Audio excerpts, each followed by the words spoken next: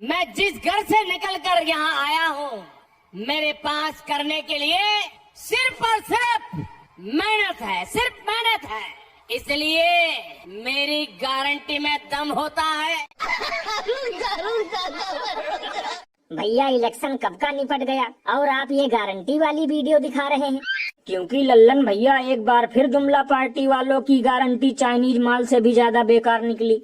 अब नहीं देंगे किसी को 450 में गैस, फिर से फूंको चूल्हा और करो ऐस। तब तो भैया ये लोग स्कूटी भी नहीं देंगे, क्योंकि वो भी मैंगो फ्रूटी के दाम में तो आता नहीं। और भैया यही तो इन लोगों का उल्लू बनाने का अंदाज है। जैसे ही चुनाव आता है वैसे ही लंबी लंबी छोड़ने आ जाते हैं। सिलेंडर का दाम कम होगा, रोजगार की नदियां बहेंगी, बिजली बिल हो जाएगा हाफ, और चुनाव जीतने के बाद जेब करने लगते हैं साफ। यही नहीं, अभी और सुनिए। ये बिल्कुल सही कहा आपने, क्योंकि वास्तव में इस बार विश्व गुरु ने लोगों को एक्स्ट्रा टू भी चूना लगाया है। मैंने सोचा था जब राजस्थान में 450 का सिलेंडर मिलेगा तो वहाँ से खरीद कर यूपी में 1000 रुपए में बेचूंगा, लेकिन सब गुड़ गोबर हो गया।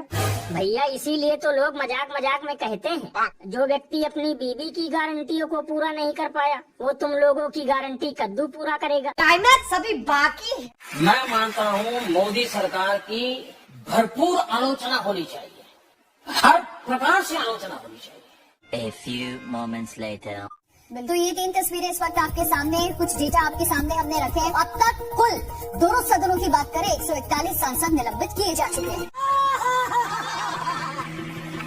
ये भगवान क्या जुल्म है। तो भैया देखा, पेट्रोल की तरह अब निलंबित सांसदों की संख्या भी शतक पार हो गई, और मुझे तो लगता है 2-3 दिनों में डबल शतक भी पार कर जाएगा।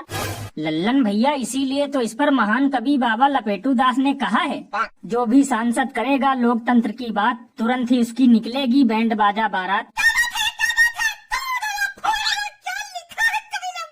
वैसे लल्लन भैया इतनी स्पीड में तो डॉलर भी रुपए से आगे नहीं निकला, जितनी स्पीड में सांसदों को निकाला जा रहा है।